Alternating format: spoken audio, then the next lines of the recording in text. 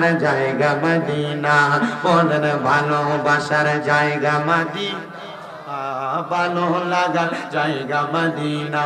হায়রে এত সুন্দর জায়গা কোথাও দেখি না, এত সুন্দর জায়গা কোথাও দেখি না, সাজিয়েছেন দয়াল রাব্বানা, ভালোবাসার জায়গা মদিনা, বলেন ভালোবাসার জায়গা মদিনা, ভালো লাগার জায়গা মদিনা। মদিনা শরীফে নূরের খাজিনা, মদিনা শরীফে নূরের খাজিনা, আশিক ছাড়া অন্য বোঝে না, ভালোবাসার জায়গা মদিনা, বলেন ভালোবাসার জায়গা মদিনা, ভালো লাগার জায়গা মদিনা। আমার মনেতে অনেক বেশি গুনাহ, আমার জীবনে অনেক বেশি গুনাহ, মাফ করিবেন দয়াল রাব্বানা, বলেন মাফ করিবে দয়াল রাব্বানা, ভালোবাসার জায়গা মদিনা, বলেন ভালোবাসার জায়গা মদিনা, ভালো লাগার জায়গা মদিনা। এবার আপনারা বলেন ওই মদিনা যাইতে চাই কি চাই না? আমরার মানুষরা 1 লাখ 2 লাখ টাকা হইলে ক্ষেতের মধ্যে একটু জায়গা কিনা রাখে, সন্তানের ভবিষ্যতের কথা মাহমুদা আমার আল্লাহ তাআলা জানে দে জগতের বান্দার দল। আমি আমার হাবিবকে বলেছি আপনি রাতের কিছু অংশে তাহাজ্জুদের নামাজ আদায় করেন, যদি তাহাজ্জুদের নামাজ আদায় করেন অতি সত্বর আপনাকে মাকামে মাহমুদ প্রশংসার জায়গা দান করা হবে। এ মুসলমানেরা, এ বরুড়া জিনসারের যুবকের দল, আপনারা চিন্তা করে দেখেন ফজর জোহর আসর মাগরিব এশারের নামাজ 5 ওয়াক্ত নামাজের বাকিরে ওই নামাজটা, ওই নামাজ আমার আল্লাহ তাআলা আমার নবীকে পড়ার জন্য বলেছে। এখনো পর্যন্ত মক্কা এবং মদিনা শরীফের ভিতরে 5 ওয়াক্তর জায়গায় 6 ওয়াক্ত নামাজের আজান হয়। একটা ওয়াক্তের আজান হইল তাহাজ্জুদের নামাজের আজান, ওই আজানটা দিয়া মক্কা মদিনার মানুষেরা মক্কা মদিনাতে তাহাজ্জুদের সালাত আদায় করে। এটার কারণ কি জানো? মক্কা মদিনাতে স্বর্ণ গয়না কোটি টাকার অভাব নাই, এটার কারণ একটাই, তারা এখনো আল্লাহর হাবিবের কথা মোতাবেক এরা তাহাজ্জুদের নামাজ আদায় করেছে। আমি তিরমিজি শরীফের একটা হাদিসে মুবারাকা পড়া দেখছি, আমার নবী কই উম্মত, আমার উম্মতের যদি কষ্ট না হইতো আমি আমার উম্মতের জন্য তাহাজ্জুদ নামাজটা ফরজ করে দিতাম। এ মুসলমান, এই নবীর উম্মতের দলেরা একবার চিন্তা করে দেখছনি আমার নবী তাহাজ্জুদ নামাজের কত গুরুত্ব বোঝাইছে? বলে হুজুর কেমন গুরুত্ব? আমরা তো একটু জানতাম, মনে চায়। যেই দিন তাহাজ্জুদ নামাজের আয়াতটা নাজিল হয় আমার নবী ছিলেন আম্মা জান আয়েশা সিদ্দিকা রাদিয়াল্লাহু তাআলা আনহার হুজরা মুবারকের মধ্যে। রহমতের নবীজি ওই আয়াতে কারিমা নাজিল হওয়ার পরে আম্মা জান আয়েশা সিদ্দিকা রাদিয়াল্লাহু তাআলা আনহার ঘরের মধ্যে যাইয়া এশারের নামাজের পর থেকে পুরা রাত পর্যন্ত আমার নবী দাঁড়ায় 2 রাকাত নামাজ আদায় করছে। চিন্তা করছেন নি আমরা নামাজ পড়ি মুরকা যেমনে আদার খায় কোন রকম ঠোকর দিয়া, আর আল্লাহর নবীজি 2 রাকাত নামাজ পড়ছে, সারা রাত বিলীন করে দিছে। আম্মা জান আয়েশা সিদ্দিকা কয় আমি এত লম্বা রুকু এত লম্বা সিজদা আমার নবীকে আর কোনোদিন করতে দেখি নাই। আমার নবী লম্বা লম্বা রুকু সিজদা আদায় করেছে। আমার নবী যখন নামাজ শেষ করে আমি আয়েশার দিকে সালামটা ফিরিয়ে নামাজটা শেষ করছি, আমি তাকায়া দেখলাম আমার নবীজির চোখ মুবারক গুলা দিয়া বায়া বায়া পানি পড়তাছে, আমার নবীজির চোখ মুবারক গুলা লাল হয়ে গেছে। আমি আমার নবীকে প্রশ্ন করলাম ইয়া রাসূলুল্লাহ আপনাকে তো কোনোদিন এত লম্বা রুকু সিজদা করতে দেখি নাই। আমার নবী ডাক দিয়া কয় আয়েশা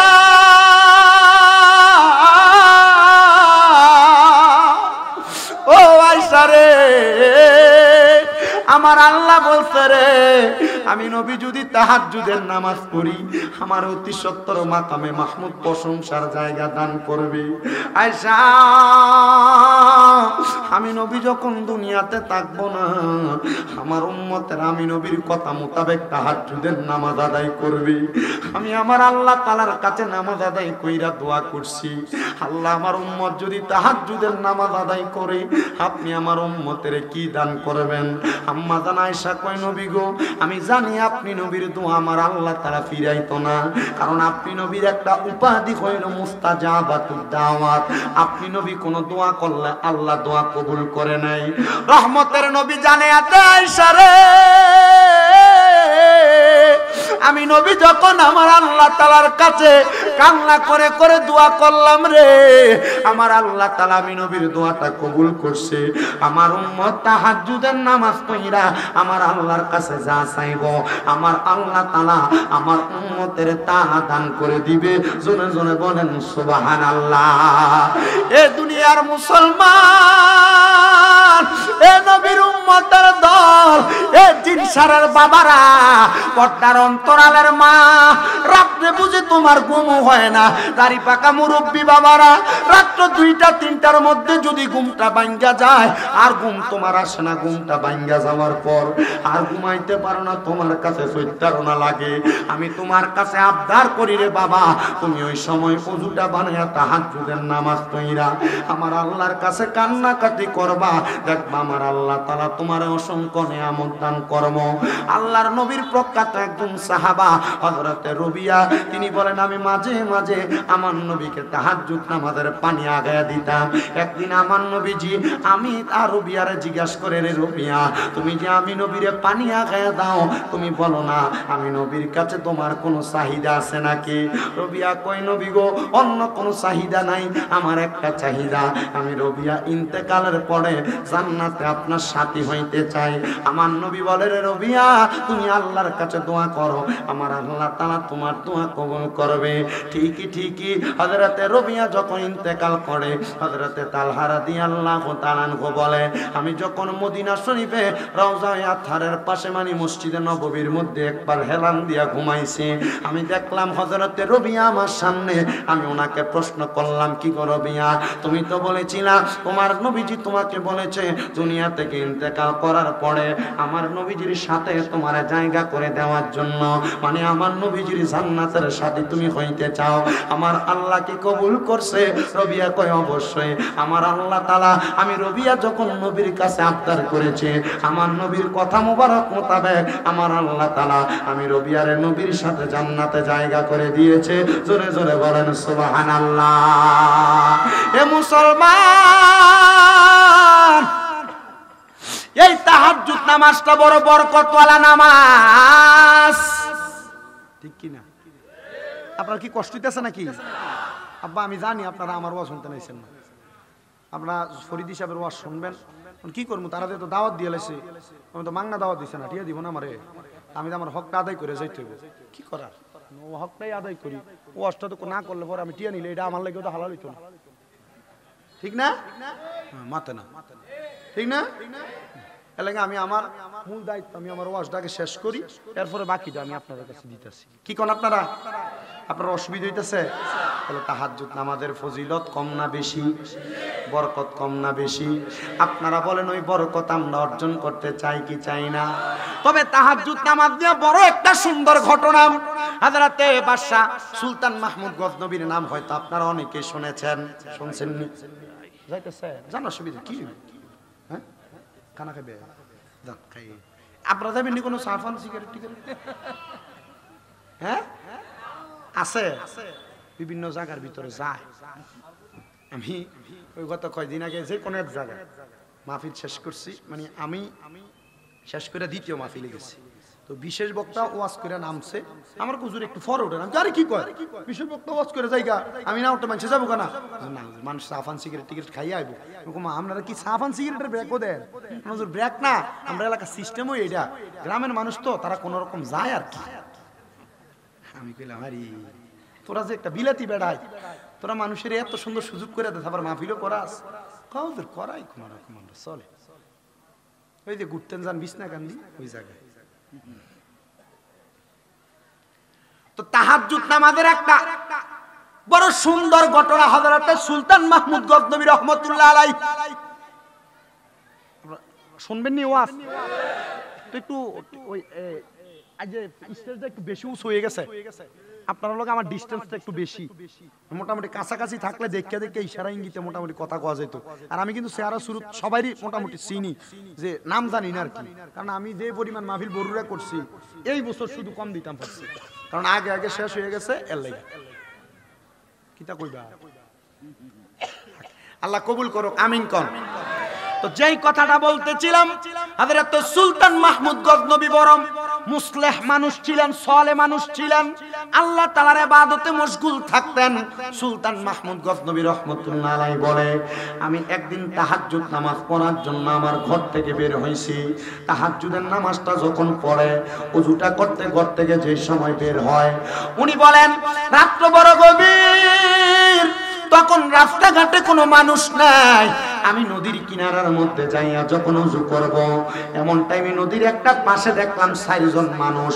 আমি চিন্তা করলাম, আমি এতদিন মনে করছি আমি সুলতান মাহমুদ একা একা তাহাজ্জুদ করি, এখন দেখি আমার মতো তাহাজ্জুদ পড়া লোকের অভাব নাই, আরো 4 জন মানুষ তারাও তাহাজ্জুদ নামাজ পড়ে। আর ওই 4 জন ওই জায়গাতে আসছে চুরি করবার লাগে। ওরা চিন্তা করে আসছে এই গজনবী এলাকার মধ্যে সবচাইতে ভালো আলেম এবং বাদশা সুলতান মাহমুদ গজনবীর বাড়িতে চুরি করব, কিন্তু এরা কোনোদিন সুলতান মাহমুদ গজনবীরে দেখে নাই। ওই 4 জনের চিন্তা কইরা সুলতান মাহমুদ গজনবীর বাড়ির দিকে যায়। হঠাৎ করে সামনে সুলতান মাহমুদ গজনবীর সাথে দেখা। সুলতান মাহমুদ গজনবী ভালো মানুষ, মানুষটারা দেখে চিন্তা করছে তারও আমার মতো তাহাজ্জুদ গুজারি, তাহলে বোঝা যায় যে মানুষ ভালো, কারো সম্পর্কে মন্তব্য করতে মন্তব্যটাও করে ভালো। আর যেটা ফোংডা স্যাংডা দুষ্ট টাইপের, এটা মানুষের সম্পর্কে মন্তব্য করতে খুব বাঁকা মন্তব্যই করে। কথা কোন আছে না নাই? আছে না নাই? হযরত সুলতান মাহমুদ গজনবী রাহমাতুল্লাহ আলাইহি তিনি বলেন, এ জগতের মানুষ, তারা আমার সামনে আসার পর আমি তারা জিজ্ঞাসা করলাম, এরে বাবারা তোমরা এই জায়গায় কোন কাজে? কয় আমনে যেই কাজে আমরাও সেই কাজে। কি কয়?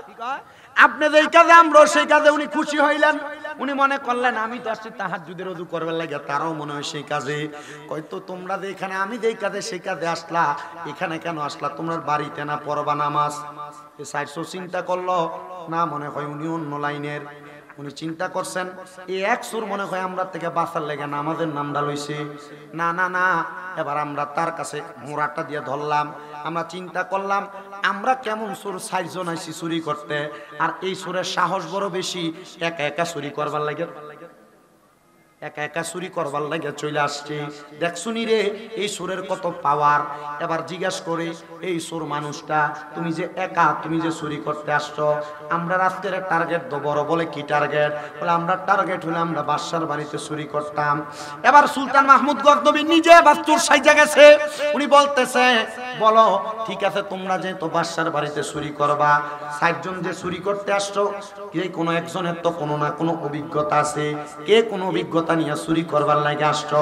প্রথম জন বলতেছে, আমার অভিজ্ঞতা হইল আমি যখন চুরি করতে ঢুকি, রাত্রবেলা চোর আসুক আর রাস্তা দিয়া বালা মানুষ যাক, কুকুরের স্বভাব হইল এটারে দেখলে ঘেউ ঘেউ করে ডাকে। আমার নিজের বাড়ির সামনে, নিজের ঘরের সামনে একটা কুকুর থাকে। এটা আজকেও দুপুরবেলা আমি জুমা পরে আইছি, আমার আম্মা আমাদের পুরান বাড়িতে গেছে দাওয়াত খাইতে। আয়া দেখি আমার আম্মা বসে রয়েছে এটা বাইরে। আমি কইলাম কি থাকো, তোমরা তো দাওয়াতে গেলে এটারে বাদ দিব কেডা? তোমরা তো জানো এটা এনে খায়। এটা সবসময় খা। আমি কই না, এটা যদি সবসময় খাইতো তাহলে এটা এই দুপুরের টাইমে আমাদের ঘরের দুয়ারে থাকতো না। এটা এনে খানা ফাই বিদে, এটা এনে। আপনি কথা বলছেন নি? পরে এটার খানা দিচ্ছে পোলাও, আমার এমনি না পোলাও দিচ্ছে।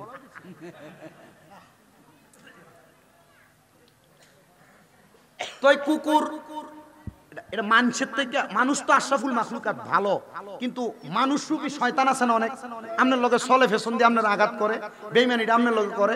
কিন্তু এই কুকুররা আপনি খাওয়াই দেখেন, এটা বেইমানি করতো না। ঠিক আছে না? এটা জীবনে বেইমানি করবে না। আমি রাত্র 2টা 3টা 4টে যদি মোটরসাইকেল নিয়ে ঢুকি, হু হু করতে করতে দৌড়ে কোথা থেকে জানি চলে আসে। আমি দেখি এটা, আমি আমার পর্যবেক্ষণে দরজা খুলছে, আমার ঘরের দরজা খোলা, চলে যাবে।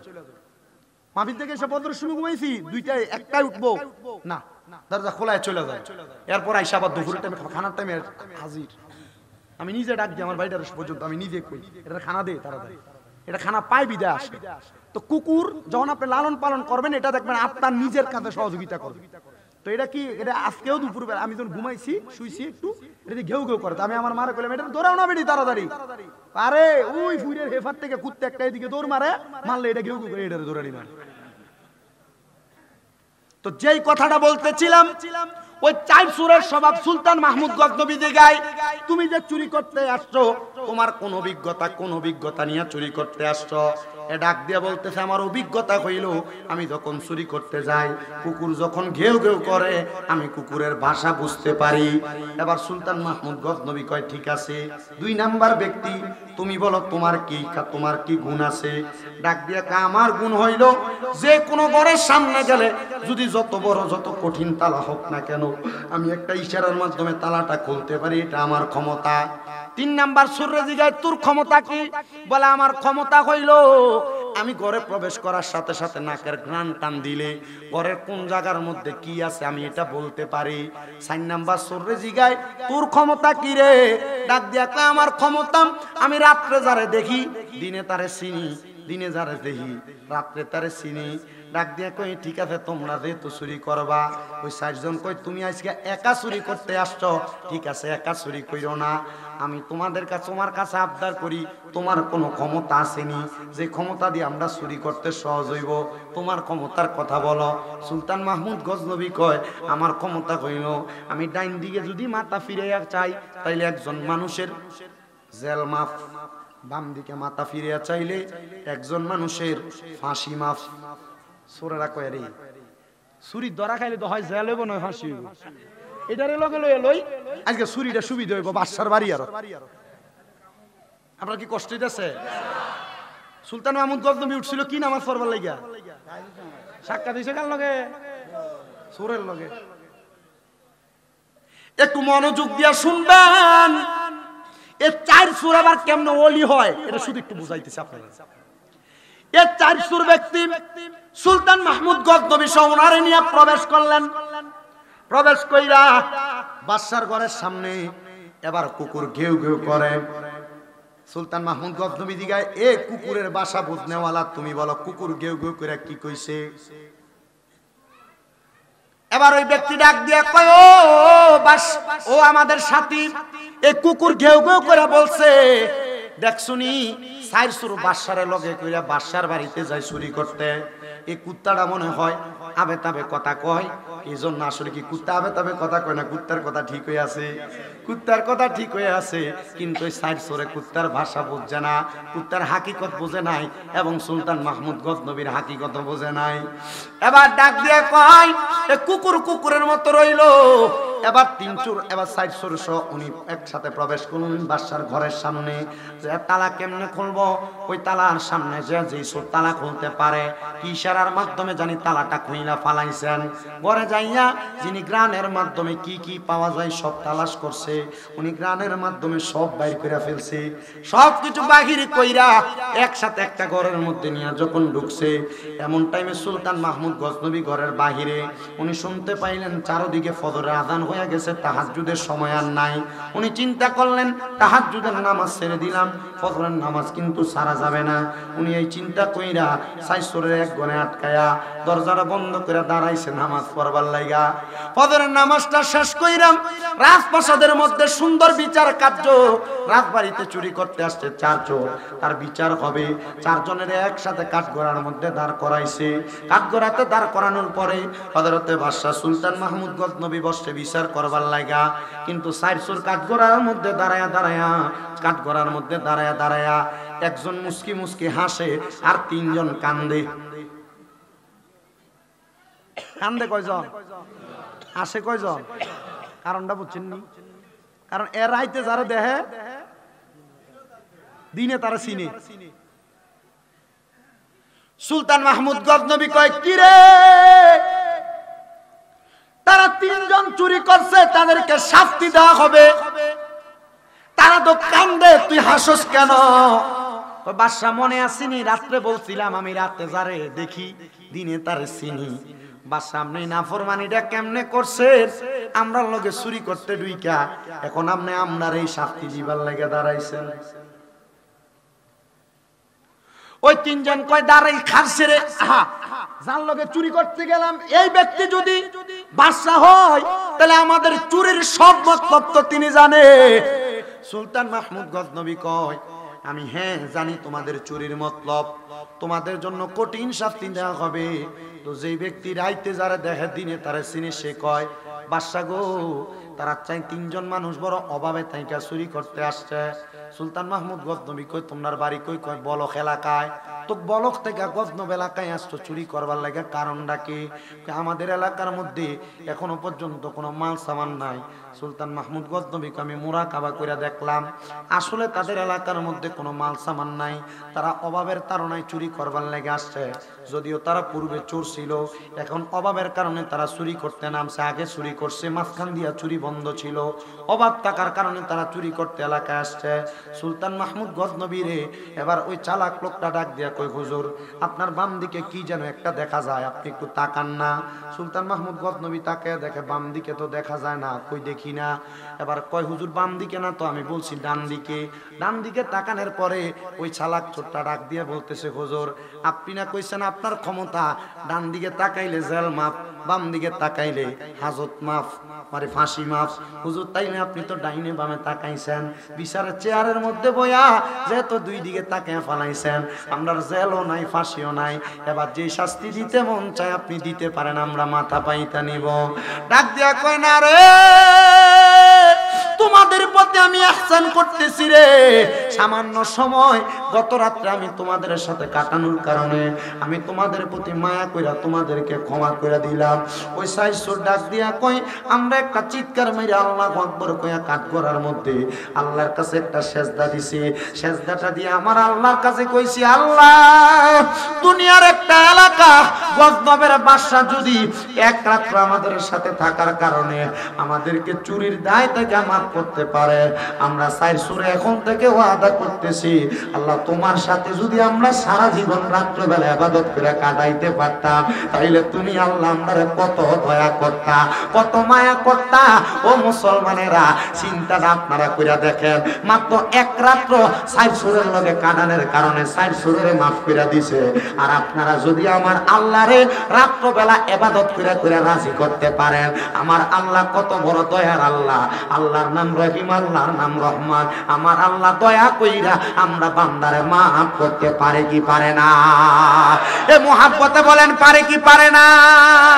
আরে তুমি কত বড় মহান আল্লাহ, বড়ই দয়াবান। তুমি কত বড় মহান আল্লাহ, দয়ার সীমা নাই।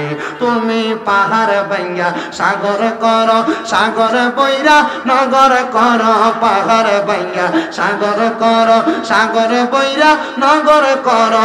ধনীরে গরিবি বানাও, ফকিরকে বাদশাহ। বলেন ধনী রে গরিবি বানাও, ফকিরকে বাদশাহ। শুকরিয়া শুকরিয়া শুকরিয়া জানাই, তুমি কত বড় মহান আল্লাহ, দয়ার সীমা নাই। বলেন কত বড় মহান আল্লাহ, দয়ার সীমা নাই। আল্লাহ তোমার দয়া নাই পারাপার, ও মহান আল্লাহ পরওয়ার তোমার দয়া নাই পারাপার, ও মহান আল্লাহ পরওয়ার। দয়া বরা তামাম জাহান, দয়া বরা তামাম জাহান, যেদিকে তাকাই শুকরিয়া শুকরিয়া শুকরিয়া জানাই। তুমি কত বড় মহান আল্লাহ, দয়ার সীমা নাই। তুমি কত বড় মহান আল্লাহ।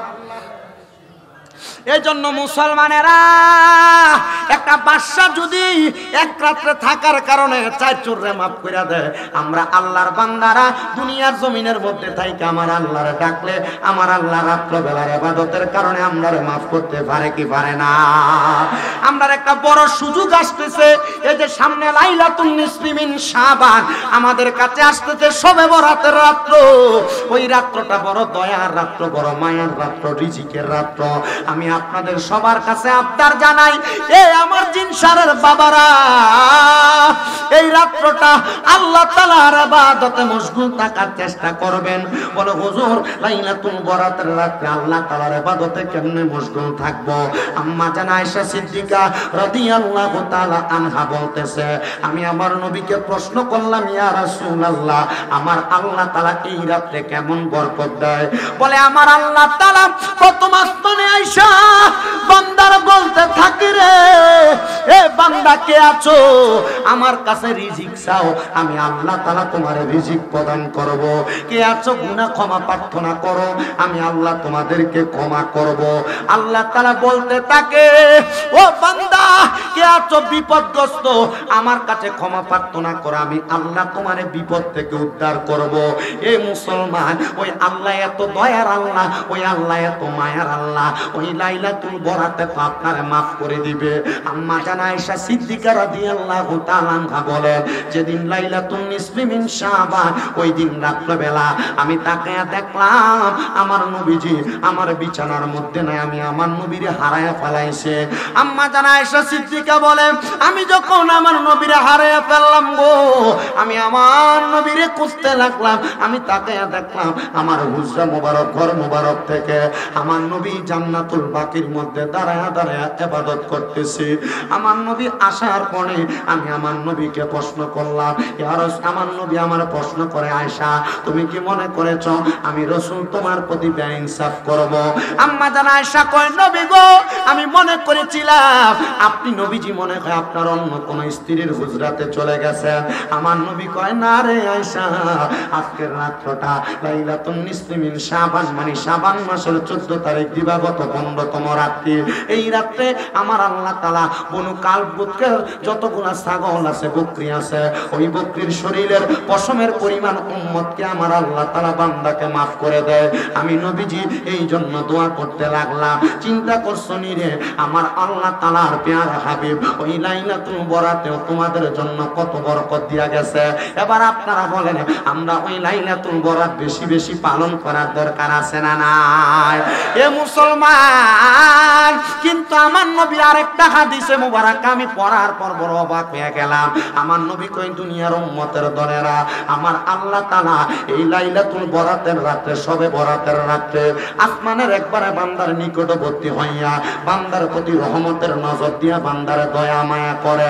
কিন্তু আমার আল্লাহ তাআলা এই লাইলাতুল বরাতের রাতে দুই প্রকারের মানুষকে maaf করে না, দুই প্রকারের মানুষকে maaf করে না। এ দুনিয়ার মানুষ আমার আল্লাহ কোন দুই প্রকারের মানুষকে maaf করে না জানো? এক নাম্বার যারা মুশরিক, যারা শিরিক করে, আমার আল্লাহ তাআলা তাদেরকে maaf করে না। আর দুই নাম্বার যারা বিদ্বেষ প্রদানকারী, বিদ্বেষ সৃষ্টিকারী, আমার আল্লাহ তাআলা তারারে maaf করে না। ভাইয়ে ভাইয়ে ঝগড়া দ্বন্দ্ব, এলাকার মানুষের সাথে ঝগড়া দ্বন্দ্ব, একজন আর একজনের সাথে মারামারি কাটাকাটি, মনে রাখবেন বিদ্বেষ করনেওয়ালারে আমার আল্লাহ তাআলা বরাতেও maaf করে না। এজন্য দুই শ্রেণীর মানুষকে আল্লাহ তাআলা বরাতের রাতে maaf করেন না। এক শ্রেণী হলো মুশরিক, যারা শিরিক করে। দুই নাম্বার হলো তারা, বলে কারা? যেই ব্যক্তি বিদ্বেষ সৃষ্টি করে তাদেরকে আল্লাহ লাইলাতুল বরাতে maaf করে না। এ মুসলমান ইমানদারেরা, চিন্তা করে পথ চলবেন যেন আমার আল্লাহ তাআলার কাছে বরাতের রাতে maaf হতে পারেন। নবী বলেন, শুধু তাই নয়, আম্মা জান আয়েশা সিদ্দিকা আরেকটা হাদিস বর্ণনা করে। লাইলাতুল বরাতের বেশিরভাগ হাদিস মা আয়েশা সিদ্দিকা রাদিয়াল্লাহু তাআলা আনহা, আমি পয়রা বড় অবাক হয়ে গেলাম। আম্মা জান আয়েশা সিদ্দিকা বলে, আমার নবীজি বলেছে এই লাইলাতুল বরাত হইল আমার আল্লাহ তাআলা আগামী 1 বছর পর্যন্ত দুনিয়ার জমিনের মধ্যে কত আদম সন্তান জন্মগ্রহণ করবে এই লাইলাতুল বরাতের রাতে লিপিবদ্ধ করে, কত আদম সন্তান ইন্তেকাল করবে এই লাইলাতুল বরাতের রাতে লিপিবদ্ধ করে। মানে এই যে 13 তারিখ 14 তারিখ দিবাগত রাত্রে সবে বরাত হবে, এই রাত্রে লেখা হবে আগামী 1 বছর কত সন্তান জন্ম নিব, কত সন্তান ইন্তেকাল করব। চিন্তা করছেন নি? আমার আল্লাহ তাআলা এই রাত্রে বেলায় গুনাহ লিপিবদ্ধ করে রাখে। শুধু তাই না, শুধু তাই না রে মুসলমানেরা, আমার আল্লাহ তাআলা আগামী 1 বছরে কোন বান্দারে কত রিজিক প্রদান করব, এটাও কিন্তু লাইলাতুল বরাতের রাতে লেখে।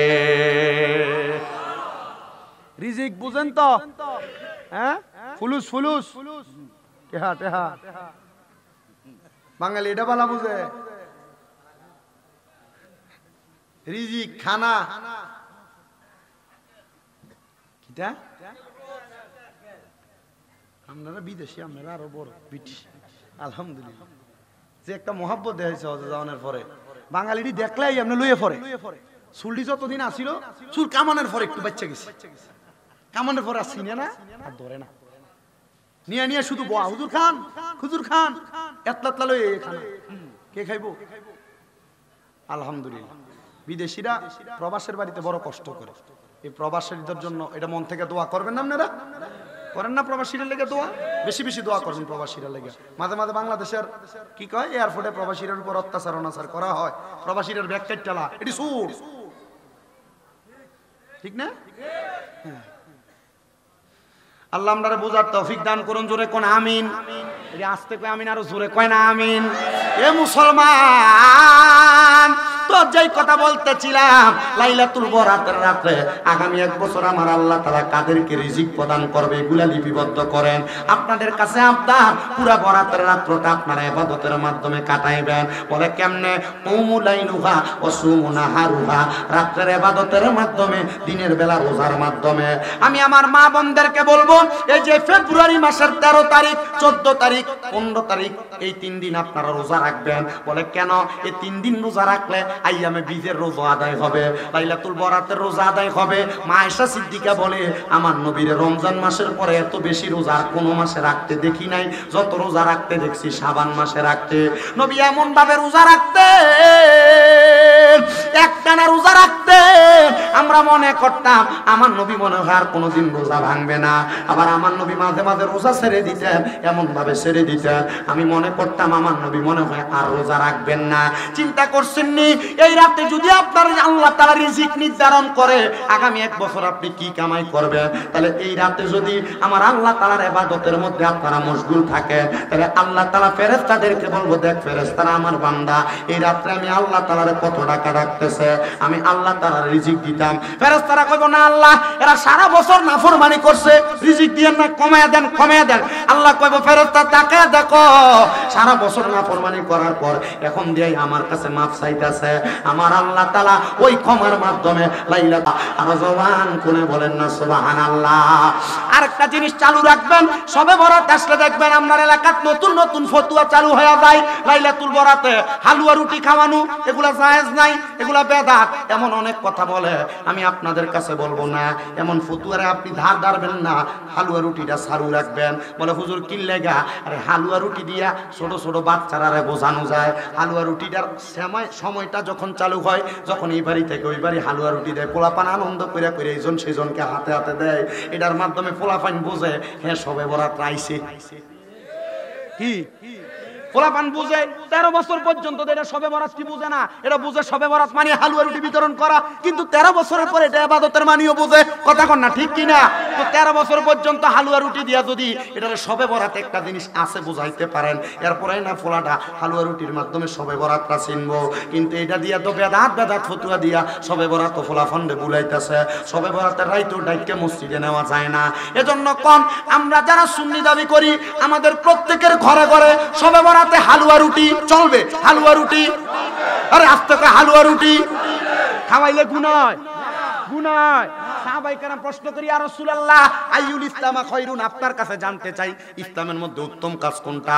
আমার নবী কয় ক্বালা তুতিমুত তাআম, অপরকে খাদ্য খাওয়ানো উত্তম কাজ। তো যদি কয় বেদাত, এরা কইবা খানা খাওয়ানি তো হারাম কাম না, ভালো কাম সব চাইতে। তা আমরা খানা খাওয়াই, অসুবিধাটা কিটা? ঠিক না? বেদাত ফতোয়া যদি যায় বলে ঠিক আছে তোমার কাছে বেদাত, তুমি বেদাত তো বইতাও। যত সুন্নি পরিবার আছেন সমর্থ থাক আর না থাক, না থাকলে তো যাক এটা আল্লাহর শুকর, আল্লাহর কাছে এই রাতে চাইবেন। সমর্থ যদি অল্প থাকে কয়জন 1 কেজি আটা কিনবেন, 1 কেজি সুজি কিনবেন, কিনা 2-3টা পরিবার অথবা 2-3 জন মিসকিনকে রাস্তার মুসাফিরকে হইলো হালুয়া রুটি খাওয়াইবেন, জানান করে দিবেন হ্যাঁ সবে বরাত আইছে। শাবান মাসের 1 তারিখের থেকে হালুয়া রুটিটা আগে বাড়ি বাড়ি চলতো, এখন নতুন নতুন মৌলভী সাহেবরা ফতুয়াইয়া এটি উড়াই দিছে। এটা কিয়ামতের আলামত। তিরমিজি শরীফ 2211 নম্বর হাদিস, রহমতের নবীর ঘোষণা। কিয়ামতের পূর্বের আলেমরা দেখবা কি কি বইলা গেছে, নতুন আলেম তৈরি হয়ে যাবে, এরা ইয়া ফতোয়া দিব। আগে যারা যা কইরা গেছে তারা ভুল ছিল। এটা একবারে ঠিক কিয়ামতের 15 আলামতের লাস্ট আলামতরা। পূর্বের আলেমরা হালুয়া রুটির রসুন কি আমরা বেটা মানুষ মানে যারা আমরা নরমাল আম পাবলিক আমরা চালু করছিলাম না না হালুয়া রুটিরা এটা কিন্তু চালু করছে যে কোন আলেমরাই করে দিয়ে গেছেন যে কোন ওলামাই কেরাম মাশেখ আজমরা করে দিয়ে গেছেন কিন্তু এটার বেদাত ফতোয়া দিয়ে বন্ধ করতে চায় এবার কোন সুন্নিরার করে হালুয়া রুটি সবে বরাতে হালুয়া রুটি সিন্নি খাওয়া কবরস্থান পরিষ্কার করা মসজিদ সাজানো গুণ হইব মারহাবা আমরা মনে আছে আমরা নিজেরাই যে দুধের ডিব্বার মুখ কাটিয়া ভিতরে মোমবাতি এক টিকা মোমবাতি ঢুকে আড়াই না চারি নিকা মোমবাতি ঢুকে এটা হারিকেন বানায় আটতাম আমরা এটাই তুমি মজা এ ফোলা ফাইনে এটা দিয়ে সবে বরাত আর আস্তে আস্তে বুঝবো কথা কই না এটা করান ফোলা ফাইনে এটি বুঝাইয়েন এটা বুঝাইয়েন পোলা পাইনে রে তখন এগুলো পোলা পান আস্তে আস্তে বুঝবো হালুয়া রুটি রসুন চালু রাখেন নিজের ফুতেরি দিয়ে হালুয়া রুটি বানাইয়া নিজের ফুতেরি দিয়ে দেয়াইবেন এক এক দিন এক একজনে আসরের ওয়াক্তে যখন নামাজ হয় আসরের ওয়াক্তে দোয়া হয় তখন পোলা পাইনে দিয়া একটা রুটি একটু হালুয়া আর একটা রুটি দিয়া নিজের ফুতের হাতেরি দিয়ে মানুষের দেয়াইয়েন ফলাইন বুঝবো যে হ্যাঁ হালুয়া রুটি রসুন সবে বরাত আইছে কথা কই না করবেন তো ইনশাআল্লাহ এ মা বোনেরা বেড়াইত না করলে আপনারা করবেন ফকেটেতে জামাই ফকেটেতে টিয়া চুরি করবেন অসুবিধা হইতো না কি কয় বলে না আমরা জামাই কিপটা বেটা আমরা দেন না বেডি রেটিয়া বসে তো বেডি কি করব মহিলারা আমি শিখিয়ে দিয়ে যাই মহিলা তোমরা জামাই যদি তোমরা কিপটামি করে টিয়া বসে না দে তাহলে চুরি করে খরচ করে অসুবিধা নাই ঠিক আছে নি তবে সাবধান বাপের বাড়ি ছাছার করিও না জামাই টিয়া চুরি করে খাওয়ান যাবো তবে কি করন যাইতো না বাপের বাড়ি ছাছার করানো যেত না আরে বহুত প্রবাসী বেটারা মাঝে মাঝে ফোন দিয়ে বিচারতে হুজুর বিদেশ থেকে কষ্ট করে টিয়া ভাড়াই হুজুর হুজুর আমার টিয়া দিয়া তাই তার ভাইয়ের মোবাইল কিনে দেয় হুজুর আমি বিদেশ থেকে কামাই করে টিয়া ভাড়াই তাই তার আমার টিয়া দিয়া তার বোনের মাসে মাসে একটা একটা 3 পিস কিনে দেয় দুনো বোনে সমানে মার্কেটে যা হুজুর তাই তার বাপের ডাক্তার দিয়ে আমার বিদেশের টিয়া দিয়া হুজুর কিছু কইলে আর মোবাইল ধরে না কালকে আমার গাজীপুরের কালীগঞ্জে এক মাহফিলে ধনে কথা কইতেছি বিচার দিয়ে বসে বেটা কুতুর মোবাইল ধরে না তো তুমি চিন্তা করেন সারাদিন কাম করে বোর্ডা যদি কোনটা না ধরে কেমনটা লাগে মা বোনদেরকে সাবধান করে দিচ্ছি মা মনে রাখেন আপনি যদি আপনার স্বামীর টাকা পয়সা যদি আপনি এভাবে অবাধভাবে নষ্ট করেন আল্লাহর কাছে জবাব দেওয়া লাগবে আমি শিখিয়ে দিছি আপনারে কি শিখাইছি স্বামী যদি কিফটামি করে কাজটামি দেখায় তখন লইবেন মাঝে মাঝে হ্যাঁ পরে কয়ে দিবা খরচ করে কয়ে দিবা যে আমি এটা করছি তবে জামাই টিয়া ভাঙ্গা তুমি এটা করবা জামাই না দিলে রাগ করে থাকবা মুখ ফুলে থাকবা জি না করা যাবে এগুলা কথা না করা যা মা গন কালার বেডিয়েতেছে ফাওয়া দিনের বেলা কাজ হইলে রাত্রে মাঝখান দিয়ে কোল বালিশ কথা কয় না এসব মহিলারা কবিরা গুনার শিকার আল্লাহ তাআলার কাছে পাপী সারা রাত্র পর্যন্ত আল্লাহর আযাবের ফেরেশতা মহিলাদেরকে বদদুয়া দেয় যে মহিলারা দিনে স্বামীর সাথে ঝগড়া করে রাত্রবেলা বিছানা আলাদা করে দেয় নবীজি বলছেন দুনিয়াতে মহিলাদের স্বামী স্ত্রীর যত ঝগড়া হোক না কেন রাত্রবেলা তাদের শোয়ার বালিশ হবে একটা সুবহানাল্লাহ জোরে কয় না দাও বালিশ কয় না কিল্লাইগা রহমতের নবী কন না নবী শিখিয়ে দিতেছেন স্বামী স্ত্রী যত একজন আরেকজনের সাথে লাইগা থাকবে আর সারা দুনিয়ার যত জায়গা খালি থাকবে আল্লাহ ওই খালি জায়গাগুলো রহমত দিয়ে ভরপুর করে দিবে কিন্তু মাশাআল্লাহ আগে বাচ্চা ঘুমাইতে এক সাইডে জামাই ঘুমাইতে এক সাইডে ঝগড়া যেদিন বাচ্চা মাঝখানে এদিন আমরা কথা কন না কা কথা কি ঠিক না বে ঠিক ঠিক হইলেও কইবেন বে ঠিক হইলেও কইবেন আমি গত অল্প কয়েকদিন আগে আমার এক ওস্তাদে আমার দাওয়াত দিয়ে নিছে হুজুরের ভাই ভালো ওস্তাদ নরমাল ওস্তাদ না কুমিল্লা আলিয়া মাদ্রাসার ওস্তাদ হুজুরের ওস্তাদে নেওয়া নেই আমি মোটামুটি এই ওয়াজি করছি করার পরে হুজুরে আমরা মোহর ভিতরে রুমাল দিয়ে বইবে মনে নামার পরে তুই যে ওয়াজি করছ তোর কত শরম লাগছে না আমি বললাম হুজুর কি শরম মানুষের এটি না করলে মানুষ বুঝবো কই থেকে এই মহিলারা কোন স্বামীর সাথে ঝগড়া হয়েছে কোন মহিলা যদি তার স্বামীকে রাত্রবেলা মিলনে বাধা দেয় ঝগড়ার কারণে কোন রাগের কারণে কোন গোসার কারণে মনে রাখবেন আপনার স্বামী যদি আপনার সাথে শারীরিক মিলবন্ধন থেকে দূরে থাকে আল্লাহর আযাবের ফেরেশতা সারা রাত ওই মহিলাকে আযাব দেয় ওই মহিলাকে লানত দেয় একটা মহিলার উত্তম কাজ হচ্ছে এই মহিলা রান্না করতেছে ভাত উতরে পড়তেছে তার স্বামী তাকে ডাক দিলে তার স্বামীর ডাকে সাড়া দেওয়া এই মহিলার জন্য আগে কর্তব্য মারহাবা কয় না তো কিন্তু বেডিয়েত কি হুনে একবার কইলে ঘাটটার এমনি হাক দিয়ালা না তারা বালা করে হন্তাস না হলে এডি দেখেন না শক্তি কাইটে নিয়ে হোনাইবেন দেখছো নি কি গো আপনারা থেকে বেরিয়ে আমার ওয়াজ আরো বেশি হন্তাছে। আপনারা এখানে যারা আছেন পুরা জিনসারের বেরিয়ে থনে ওয়াজ, যদি মেহমান টেমান খাবা তাহলে এটা আরেক বিষয় না। আমার এটা মানে মোটামুটি একটা আন্দাজ আছে আমার ওয়াজ বেড়াইতে থেকে বেরিয়েতে বেশি হনে। ওই আরেক বেড়া থেকে গেছে তো বেরিয়েতে পক্ষে কনে আপনার পক্ষে কইতেছি রান। বহুত মহিলারা তাদের স্বামীর কথাও শুনতে চায় না। স্বামী যদি বলে এখানে যাইও না, ওই জায়গায় যাইও না, কিন্তু এই বেডির প্রত্যেক শুক্রবারে বৃহস্পতিবারে রেড উইনের সামনে না গেলে ভালো লাগে না। কথা কয় না কা এ মহিলা শুনো, আল্লাহর নবীর ঘোষণা, কোন মহিলা তার স্বামীর আদেশ ছাড়া বাবার বাড়িতে যাইতে পারবে না। কিন্তু মহিলা জামাইরে সকালবেলা ঘুম লাগায়া পুরা ফুরুরা বাজারটারে বাজার করে লইয়া জামাইয়ের খবরও থাকে না। না না না, মা বোনেরা মনে রাখবা, স্বামীর আদেশ অমান্য করলে আল্লাহ তাআলার জাহান্নাম তোমারে ছাড়বে না। কারণ আল্লাহর নবী কই মহিলাদের জান্নাতে যাওয়া বড় সহজ। নবী গো কেমনে গো? আমার নবীকে 1 নাম্বার নামাজ পড়লে, 2 নাম্বার পর্দা করলে, 3 নাম্বার স্বামীর আদেশ মানলে, 4 নাম্বার তার লজ্জাস্থানের হেফাজত করলে। কিন্তু তুমি যদি তোমার স্বামীর আদেশ না মানো গো, মনে রাখবা তুমি জান্নাতে যাওয়া আটকে যাবা, জান্নাতের মধ্যে যাইতে পারবা না। আবার বেডিয়াতের দোষ দিলে চলবে না। আমরা বেড়া মানুষের খাদ্য তো বড় খারাপ। আমরা মাঝে মাঝে বাড়ির মধ্যে যাই, সিগারেট খেয়ে মুখের মধ্যে দুর্গন্ধ বানাই, মুখের ভিতরে গুয়ের গন্ধ চাইতে আরো বেশি গন্ধ কয়। ওই তখন আপনি বাড়িতে গেলে আপনার বউ আপনার লোকে ভালো করে কথা কয় না, তখন আর আপনার ভালো লাগে না, আপনার ছোটটারে ভালো লাগে দেওয়ারটারে আর কি। কারণ আপনার মুখের ভিতরে দুর্গন্ধ। আপনি বাড়িতে গেলেন, আপনার স্ত্রী আপনার পানি আগায়া দেয় না। মা বোনেরা, স্বামীকে পানি আগায়া দিবেন। আপনারা মাঝে মাঝে এই কাজগুলো বড় খারাপ করে ফেলেন, এগুলার কারণে পুরো সংসার অশান্তি হয়। বেডির কাছে যে একটা গ্লাস পানি দাও না, সারাদিন বেড়া কাজ করে আসে, আপনি নিজেই ধমক দিয়া কোন লইয়া খাইতে পারে না, ঘরে আইসে বেড়া, এ কথা বলার কারণে বেড়া আর ঘরে থাকে না। লগের ঘরের বাবির কাছে যায়, ভাবি একটু ফানি দেন, তখন ফানি না দিয়ে বেডি কিন্তু লেবু চিপ্পা রস দেয়। তখন বেড়ার আর বউরে ভাল লাগে না, বাবির আর ওই ভাল লাগে। কথা কোন না ঠিক আছে নি?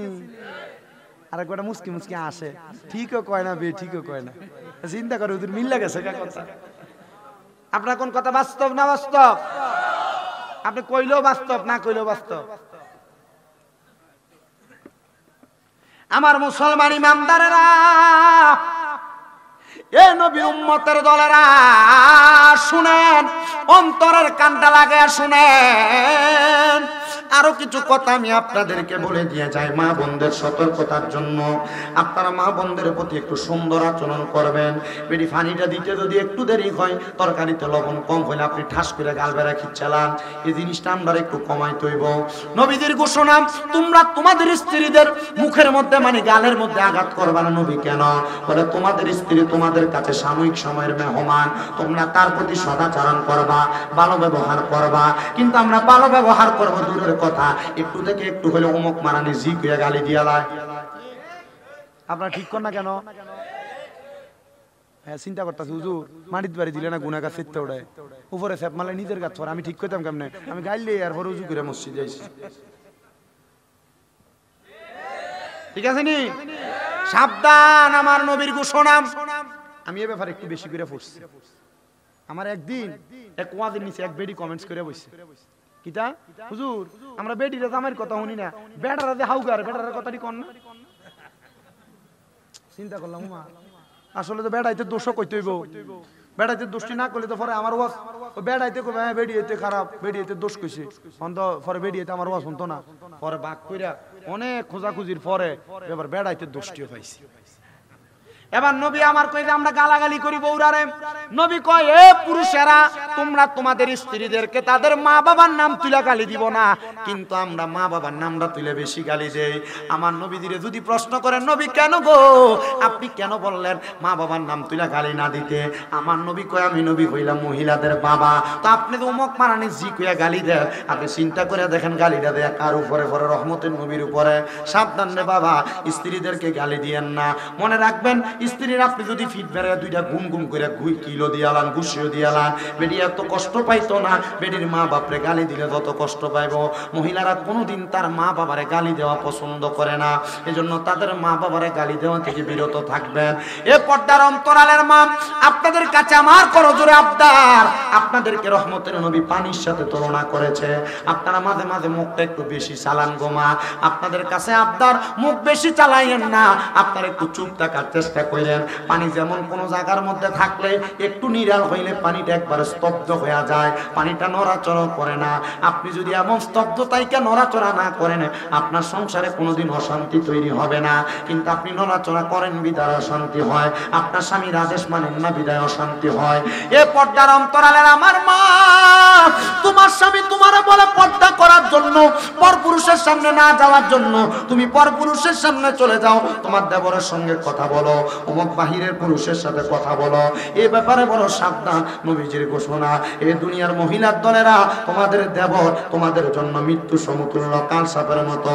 কালসাপ কামড় দিলে মানুষ যেমন মারা যায়, একটা মহিলা তার স্বামী দুনিয়ার জমিনের মধ্যে তার স্বামীরা অমান্য কইরা কোন পরপুরুষের সঙ্গে কথা বললে ওই মহিলা তেমন মইরা যায়। এ মহিলারা পরপুরুষের সঙ্গে কথা বইল না, নিজের ইজ্জতের হেফাজত কইরো গো মা, নিজের ইজ্জতের হেফাজত কইরো। মনে রাখবা, মনে রাখবা, আমার আল্লাহ তাআলা তোমার এই ইজ্জতের কারণে তুমি নারীর সম্মান দিছে। যদি তুমি তোমার ইজ্জতকে তুমি রক্ষা করে চলতে পারো, আমার আল্লাহ তাআলা এক একটা মহিলারে 70টা জান্নাতের হুরের সরদারিনী বানিয়ে দিব। এক একটা মহিলারে কয়টা হুরের সরদারিনী বানিয়ে দিব? 70টা হুরের সরদারিনী বানিয়ে দিব। এ বেটারা, বেড়িতে লোকে খারাপ ব্যবহার করতে সাবধান। আপনি দেখেন মাঝে মাঝে আপনার অনেক বেড়াইতে অনেক মহিলা আছে ধৈর্যশীল, কিন্তু বেটার খাইচত বালানা, ঠিক না? শুধু শুধু গালাগালি করে, একটু থেকে একটু গালাগালি করে, মারে, মহিলা চুপ করে থাকে। মনে রাখেন 70টা হুরের যদি বেডি যদি অধিকারী হয়, সরদারিনী হয়, আচ্ছা আপনি কবরে যাওয়ানোর পরে বেডি যদি 70টা হুরের একটা একটা করে দাও, কয়টা? 70 জন একটা একটা করে দিলে, আপনি একটা দিলে 70টা যদি পরে আপনার ভিড়টা কি একটা অবস্থা হয়ে যাবে।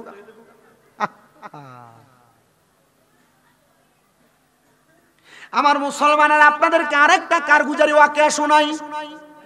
আল্লাহ তাআলার একজন বন্ধু, জিনার বাড়ি বলখে, ওনার নাম হযরত আহমদ খুজাইমা বলখি রাহমাতুল্লাহ আলাইহি। তিনি বলেন, আমার বয়স 17 থেকে 18 তে রূপান্তরিত। আমি আহমদ খুজাইমা আল্লাহ তাআলার ইবাদতের মধ্যে মশগুল থাকি। কিন্তু হুজুর আওয়াজটা কানে লাগলে একটু কষ্ট হয় আমার ওয়াজ করতে।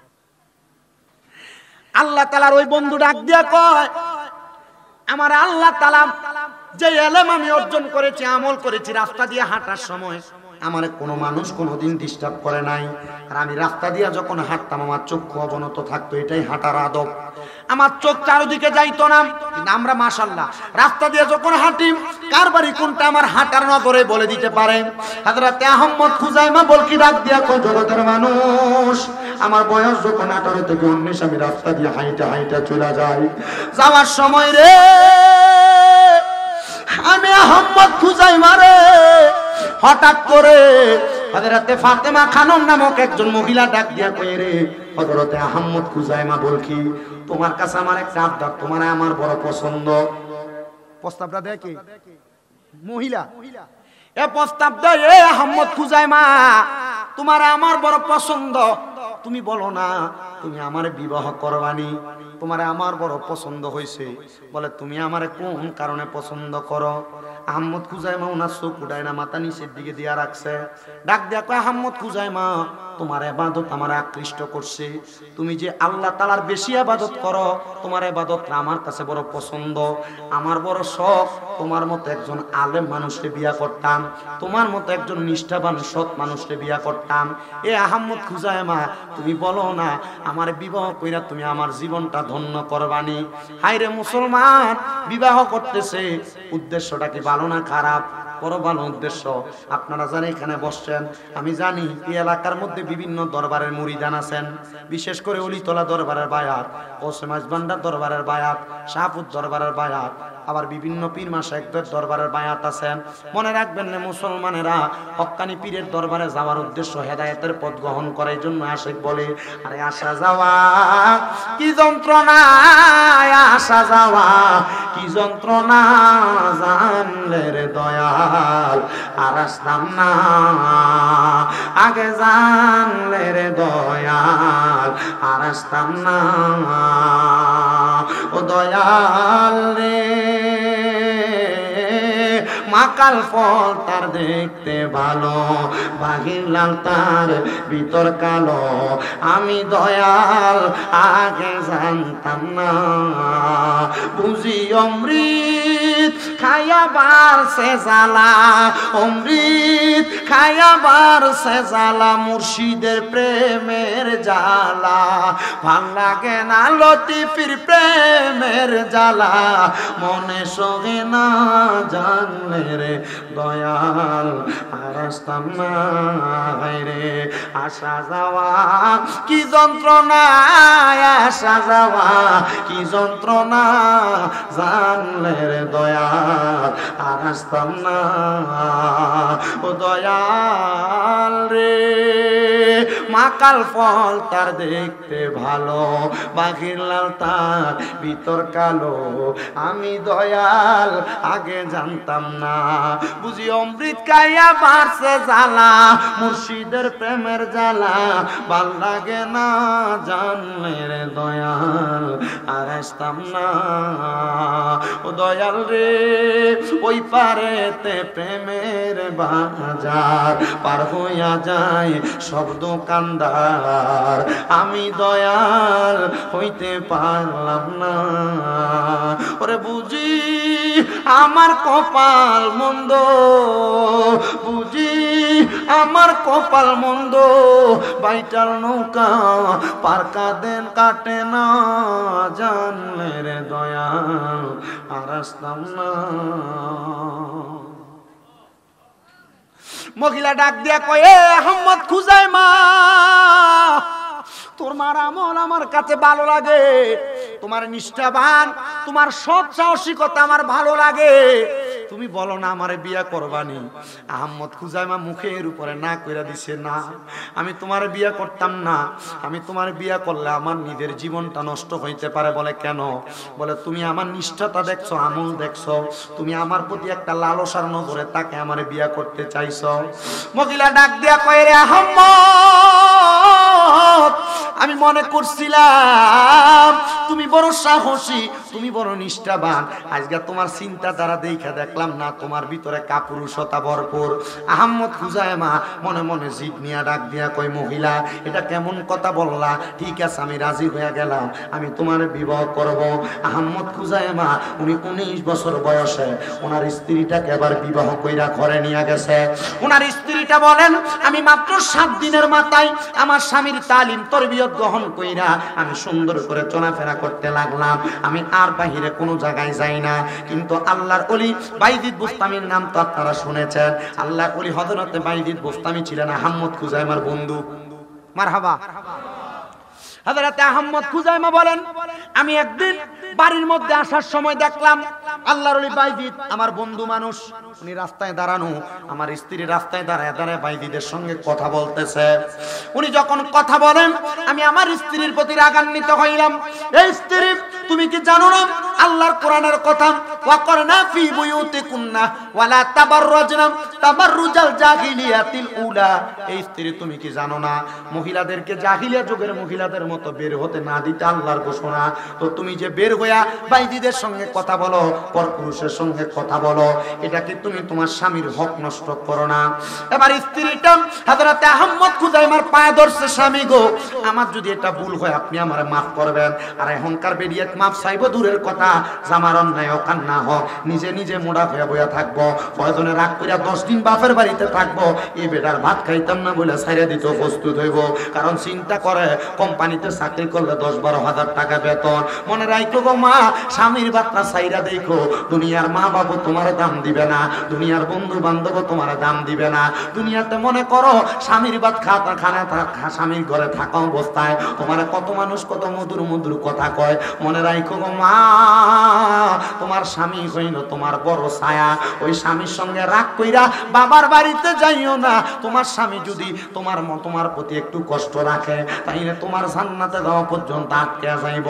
আহমদ খুজাইমা বলেন, আমার স্ত্রী আমার পায়ে দইরা ডাক দিয়া কয়, স্বামী গো, যেই দিন আপনার সাথে আমি 3 বাক্য ব্যবহার করছি কবুল বইলা, এরপর থেকে আমি আমার দেহ মন ইজ্জত সব আমি আপনার কদমে লুটিয়ে দিছি। আমি কোনো খারাপ উদ্দেশ্যে হযরতে ভাইদিদের সঙ্গে কথা বলি নাই। আমি মাঝে মাঝে ভাইদিদের সঙ্গে তরিকতের কিছু বিষয় নিয়ে কথা বলতাম, ভাইদিদের সঙ্গে কিছু মাসআলা জানার জন্য কথা বলতাম। আজকে না, শুধু এর আগেও কথা বলেছি। স্বামী আপনি বললে আর বলবো না। ভাইদিদ হযরতে আহমদ খুজাইমা বলে, এই কথাটা আমি আমার স্ত্রীর মুখে শুই না, আমার স্ত্রীর প্রতি আমার ধৈর্য হয়েছে। এরপরে অনেকবার ভাইদিদের সঙ্গে কথা বলেছে। আমি আহমদ আমার স্ত্রীকে কোনোদিন কোনো কথা বলি না। হঠাৎ করে দেখলাম আমার স্ত্রী আর কোনোদিন ভাইদিদের সঙ্গে কথা বলে না।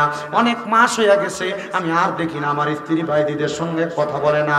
আমি একদিন জিজ্ঞাসা করলাম, এ আমার স্ত্রী ফাতেমা খানম গো, তুমি যে ভাইদিদের সঙ্গে এখন আর তরিকতের কোনো বিষয় নিয়েও কথা বলো না, শরীয়তের কোনো মাসালা জানার জন্য কথা বলো না? আমার স্ত্রী আমার জবাব দেয়, ও স্বামী গো, হযরতে ভাইদিদ একদিন আমারে বলছে, কথা বলতে বলতে আমার হাতের মধ্যে মেহেদি পরা ছিল। মহিলারা মেহেদি পরলে কিন্তু এটা ভালো লাগে, আপনার স্ত্রীকে পরাইবেন, মাঝে মাঝে কিনা দিবেন। কিন্তু বেটা যে কিপটা মানুষ, আনরোমান্টিক মানুষ, বেটা ঈদ যায় সান যায়, বেডির একটা মুছিয়ে মেহেদি কিনা দেয় না। কথা কন না? হ্যাঁ, আনরোমান্টিক বেটা নিজে বন্ধু বান্ধব নিয়ে দেখা কি রে, বেডির মন চায় না একটা সাফার রুটি খাইতো, আপনি আনবেন নিজে খাইয়া, আসার সময় স্ত্রীর জন্য আনবেন। কারণ স্ত্রী লালন পালন করার হাদিস রাসূলের কথা, তুমি যা খাইবা তা খাওয়াইবা, যা পরবা তা পরাইবা। মানে যেমন খাইবা তেমন খাওয়াইবা, যেমন পরবা তেমন পরাইবা। তো তুমি সুন্দর সুন্দর পাঞ্জাবি আর মাশাআল্লাহ পোশাক পরে ঘুরবা, আর বেডির ভেত্তিনির মতো পুরান জামা কাপড় পরাইবা? কথা কই না? আছে না নাই? আর না, আবার মা বোনেরা নতুন কিনা দিল বেডি, কিন্তু এটা জামাইয়ের সামনে পরে না। হেবড়ি দাওয়াতে যাইতে বলা মাশাআল্লাহ নতুন জামা কাপড় পিনদি, আর জামাই সারাদিন কাম করে বাইতেলে বেডির গায়ে মাছের গন্ধ। কথা কি হাসান না মিছে? রান্দে দে থালির গন্ধ, আগুনের গন্ধ সব বেডির গায়ে। এ মহিলারা, বাইরের বেড়ার লেগে যে মহিলা সাজে, এই মহিলার জন্য জাহান্নাম। নিজের জামাই লেগে যে বেডি হাজে, এ বেডির লেগে জান্নাত। বেডি হাজে বাইরের মানুষের দেখানোর লেগে। কে বো এই 3 বছর আনতাছে, এরপর আর দাবাত দেয়নি। বেডিতে কো আনতা বেটা রে, দেন কালেকশনের লেগে গেল, দরকার নাই। কি তৈব বেড়া তো আজকে কইতেন পারবেন আপনারা? শুনছেন নাকি? দেখেছিস রে, কইতারতেন না? বাইরে বাড়িবা 5 ফট মুখোশ লাগে, এরপরে বাইরিবা। ঘরে হাসবা, আলতা সুনু লিপস্টিক ফেস পাউডার যত দামিটা লাগে এটা আমি আইনা দেবো। কথা কই না? কারণ আপনি তো আইনও দেন না, পেটি লুকে লুকে কিনে লুকে লুকে ফিনবে। এখন আর আপনারা দেখায় না, কারণ ওই দেওয়ারে কিনা দেয়। আপনার কি বেটা যে বেটা কিনে দিছে বেটা দেখাইব মাতে না, ঠিক কিনা? না, এটা ঠিকই তো না, তো নিজে কিনা দেয় না কিপটা। আল্লাহ বুঝার তৌফিক দান করুন, জোরে কোন আমিন। এখনো আসতে কয় আমিন, আরো জোরে কয় না আমিন। যেই কথা বলতেছিলাম, আহমদ খুজাইমা ডাক দিয়া কই, স্ত্রী এখন দিয়ার ভাইজিদের লগে কথা কও না, কারণটা কি? উনি ডাক দিয়া কই, হুজুর আমি হাতের মধ্যে একদিন মেহেদি দিয়েছিলাম, দেওয়ার পরে আমি ভাইজিদের সঙ্গে কথা বলতেছি, কথার মাঝখানে হঠাৎ ভাইজিদ আমারে বলছে, এগো ফাতেমা খানম, তোমার হাতের মেহেদিটা বড় সুন্দর। আমি ওই দিনই বাইজিদকে বলছি, বাইজিদ এতদিন পর্যন্ত তুমি আমার সাথে তরিকতের বিষয় নিয়ে কথা বলেছো, এতদিন পর্যন্ত শরীয়তের মাসালা সমাধানের বিষয়ে কথা হয়েছে, যেহেতু তোমার নজরটা আমার হাতের প্রতি, আমার মেহেদির প্রতি পড়ে গেছে, এখন থেকে তোমার সাথে কথা বলা আমি মহিলার জন্য হারাম হয়ে গেছে, আমি আর তোমার সাথে কথা বলতে পারবো না। এ দুনিয়ার মুসলমান ইমামদারেরা স্ত্রীদেরকে এটা বইলা দিবা, আমি স্বামীর আদেশ ছাড়া কোন পর পুরুষের সঙ্গে কথা বলতে পারবা না, কোন পর পুরুষের সঙ্গে চলতে পারবা না, হাসতে পারবা না। বলে হুজুর বাজারেও তো যাওয়া লাগে, আমরা বেড়া মানুষ, বিদেশ থাকে, আপনার বৌদ্ধ সংসারটা চালানো লাগে। হ্যাঁ, প্রয়োজন অনুসারে মহিলারা বাহিরে যাবে, বাজার করবে, অসুবিধা নাই। তবে প্রয়োজন অনুসারে আপনি বাজারে যাইয়া মাশাআল্লাহ, বেরি বাজারে গেলে সবাই বেরিয়ে সিনে ভাবিয়ে দিকে আইয়েন। আমরা বাজারে গেলে জিগাও না, এমনি গেলে বাবে টেন দিয়ে না এদিক দেন শেয়ারটা ঝাইরা মুচ্ছে দিচ্ছে দে আর আপনি গেলে দেখবেন শেয়ার বালু হয়ে থাকলো বেটা মুছা দিত না কথা কই না তো ওই মুরব্বি ওই বেটা বেটা কয় ঠিক আছে তো কথা তো সত্য কি তো ঠিক না বে ঠিক আছে না নাই সাবধান গো মা বোনেরা এই জন্য তো আশেক সুরে সুরে লেখে আরে সাবধানে তা কিও নারী পর্দার আড়ালে কন্যা সাবধানে তা কিও নারী ওরে হাদিসে হারামে লেখে অন্য দেখিলে আইরে হাদিসে হারামে লেখে অন্য দেখিলে সাবধানে তা কিও নারী পর্দার আড়ালে আইরে আজকালকার নারী গণে আরে স্বামীদেরকে গড়ে রেখে আইরে সিনেমাতে যাই গো তারা সিনেমাতে যাই গো তারা দায়ুসের বেশে